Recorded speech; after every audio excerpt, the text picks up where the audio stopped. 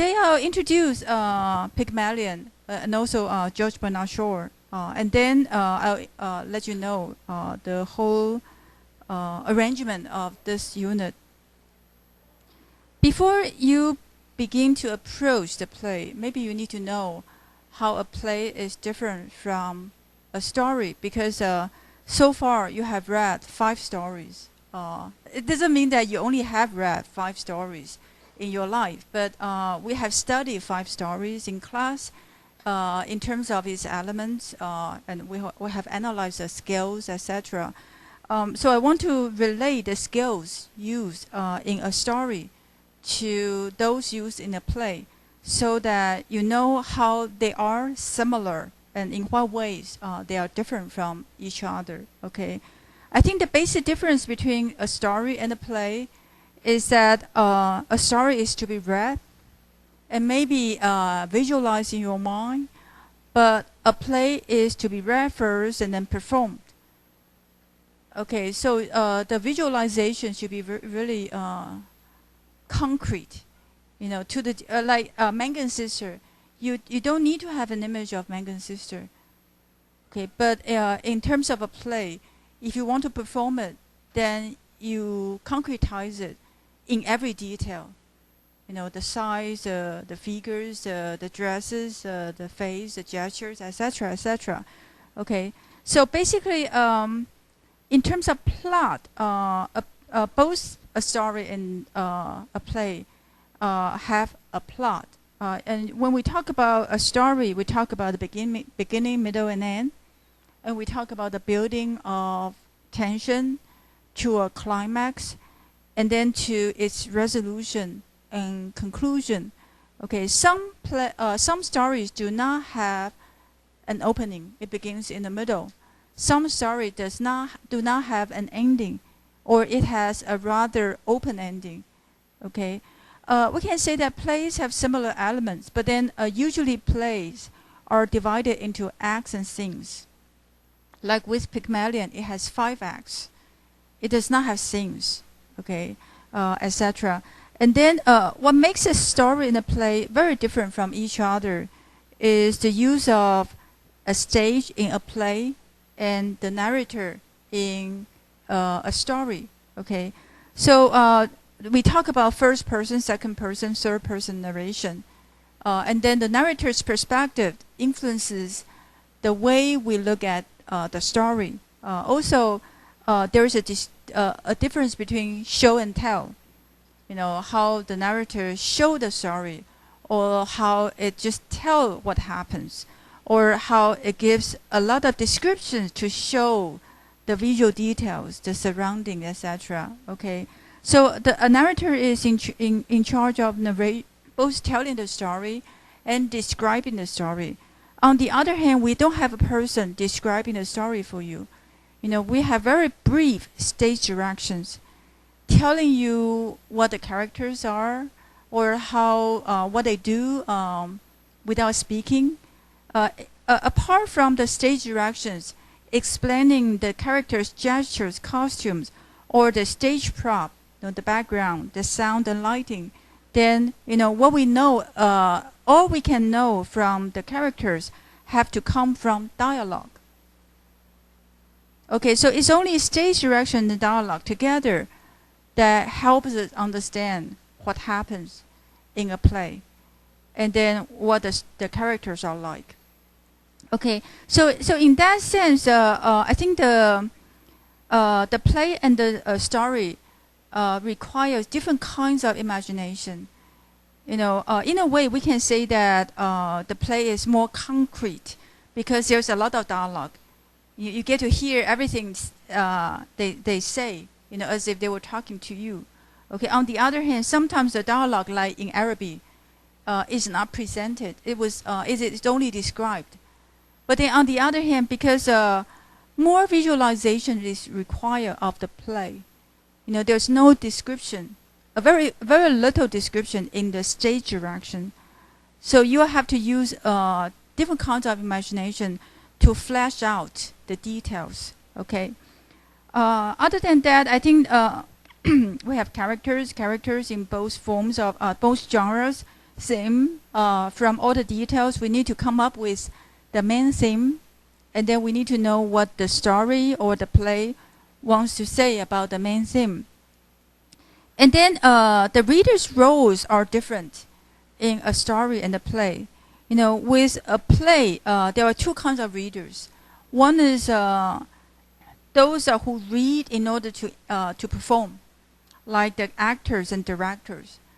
You know, when they read a script, they have all the attention on, you know, how to embody the script, how to put it on the stage. Okay. On the other hand, there is the audience. Like very soon in December, you'll get to see a senior play. The seniors putting up a play, and then you will be the audience. You know, and then because a play is usually performed like in 2 hours. You know, last summer I watched a play which lasts for a whole week. There were five acts, and then one act, 5 acts. One act get to be put on stage in one day, in one evening. But that's very rare cases. You know, like for a play to last for such a long time. Usually they need to follow a certain type of unity of time, a limitation of space. You know, but then, you know, in terms of the limits, you know, it has a lot to do with how you, you know, design the stage. Sometimes the play does not need to be limited to like one place or 2 places. You know, with different kinds of stage design. You know, you don't need to be so limited. Okay, but then there is indeed a limit of time. You know, this is like seeing a movie. You know, the movie can only be shown to us like in 2 hours or 3 hours at most. Okay, the same thing with a play. And then the reader of a story, you know, can just read the story at his or her own pace. Stories are short and usually very condensed.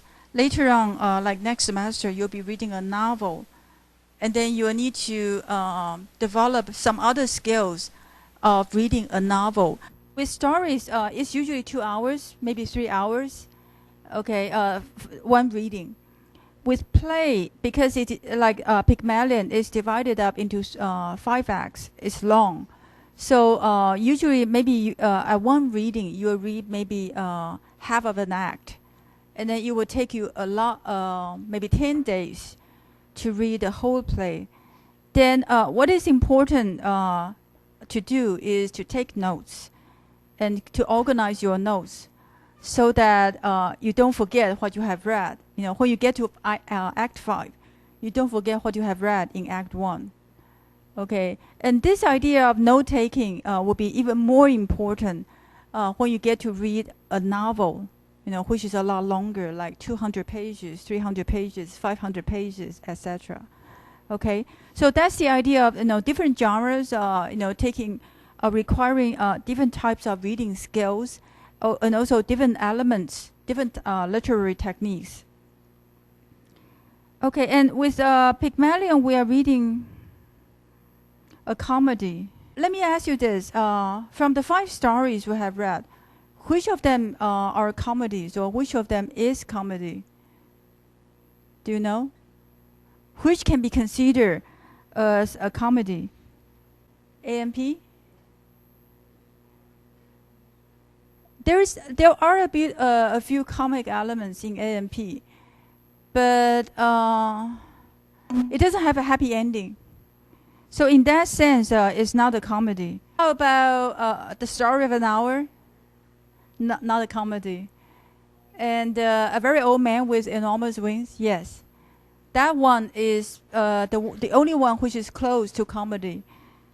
Maybe we can use A Very Old Man as an example of comedy for you to understand the elements which are usually used in comedy. Usually comedies are the text, the genre that evokes laughter, that makes us laugh. Comedies use different ways for us to think.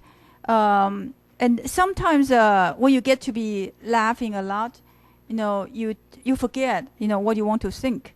But it doesn't mean that comedy does not involve ideas, does not involve some elements which are thought-provoking. 让我们去思考. It's just that its first objective is to get you to look at something funny, and then through the funny stuff, then you start to think with the character or through the characters. Okay, so what makes this, the comedy is funny? Sometimes it's the characters. The characters who appear mechanical, performing some skills or some acts which are contradictory to one another, or sometimes there are exaggeration. For instance, the woman in a very old man with enormous wings, who counts her heartbeat, and then runs out of the number to count. So that's one really exaggerated, eccentric behavior. Okay. And then sometimes there is a degree of improbability, like this old man who is like an angel, but then who is also like a beggar, So the two images are contradictory to each other. Okay, and then sometimes the characters' ideals, what makes what the characters pursue, can look trivial to us. Okay. Sometimes this is what makes a comic character or comic hero different from a tragic hero. Usually the tragic hero's ideas are grand and noble, so we look up to them. Okay, but comic characters are usually ordinary people, who are either like us or stupider, more stupid than us. Okay, so these are the characters who sometimes evoke laughter. And then because of the absurdity of their behavior, we sometimes laugh at the characters or laugh with the character. Okay, in the case of Pygmalion, we laugh at the characters. Very soon you'll get to know that they have a lot of interesting behavior which we can laugh at. And through our laughters, we find out that these are the social foibles that they reflect of their society. But on the other hand, later on, maybe you will get to read some other types of comedy, whose absurdity or whose eccentricities, we can relate to. I think even if you have not read it, Waiting for Godot, you may have heard about 等待果陀, okay, in which two characters do nothing but waiting for somebody else, a person, who may be a god or Satan or anyway, this person is called Godot. Okay, so these are characters who are placed in some situations which reveal the absurdity of life or of our human existence. So in that sense, we laugh with the characters. Okay, so these are the different elements of comedy which brings us more ideas, or which brings us a lot of laughter. Okay, so this is a quick definition of what a play is, and then what a comedy. And what you really need to pay attention to is when you get to read Pygmalion, I'm not going to ask you to read the prologue. Just start from Act 1. The stage direction may read dry, may be very dry, but make sure that you read the stage direction very carefully. Because besides the dialogue, that's the only place where you get clues about the social background, the plot development, and also about the characters. Okay? Okay, a little bit about Bernard Shaw. Xiao Bo-na, I think he's a very famous playwright. Maybe he's the second famous. No, maybe if we say that Shakespeare is the most famous British writer, then he is second famous. Like Shakespeare, he is also very productive. He wrote a lot of plays and a lot of other types of writing. Let me just give you a little bit of his funny part, okay, and then tell you how to should approach Pygmalion, by telling you his style. So these are the two aspects. For one thing, Bernard Shaw is very devoted to socialism. He has a basic idea that human beings should be all equal. So that a lot of his plays will be socialist in tone. Dealing with social problems, criticizing class differences, etc. Okay, and what is also interesting about him is that he lives with his mother until his 40s. Okay, and then he married a woman, Charlotte Payne Townsend. Both Bernard Shaw and this woman declared celibacy before they got married. In other words, both of them wanted to be unmarried, single. But I think this woman, she's a very wealthy aristocrat, and she took care of Bernard Shaw at one point when he was ill. So after that, he moved out of his mother's house to live with this woman. But it seems that their marriage is not consummated. In other words, they stay married for about 44 to 45 years. But it is said, I'm not sure if that's true or not, it is said that they never made love to each other. They never had sex with each other. Okay. In the same time, he developed some other relations with some other women. And one of them is called Mrs. Patrick Campbell. Later on, you'll get to see her pictures. Mrs. Patrick Campbell is the actress for whom he wrote Pygmalion. He wrote this play in order for Mrs. Patrick to play Eliza. Although I think around the time when the play was finished, Mrs. Patrick Campbell was about 40 years old or 45 years old, middle-aged woman. But she was still the first one to play Eliza. Okay, so I think these are the interesting side of Bernard Shaw. Besides his greatness in literature, he's being one of the Nobel Prize winner. And also what is interesting is that I think he is, I'm not sure if he's the only one, but he not only won Nobel Prize, but also Oscar Award for the best screenplay for Pygmalion. So his Pygmalion, once turned into the film, was nominated and for the best screenplay, and he got it. Okay, so that this is something really interesting about him. On the other side, of course, there is a serious aspect of Bernard Shaw, and also people call his style a very distinct one, and they even give it a name, Shavian style. That's Shaw style. Okay. In reading Bernard Shaw, make sure that you read the stage direction. It has a kind of economical style. So the stage direction is not very long, but it's very suggestive of both what he wants to say and about the social background. Okay, the prefatory essay, or in this case, the postscript, also reveal a lot about his ideas. Basically, he believes that plays are used for the discussion of ideas. So he doesn't. He's not really interested in making the play very dramatic or very romantic. Although Pygmalion is so interesting and so dramatic, but that's not his main point. And he hates the fact that people see the play as something romantic.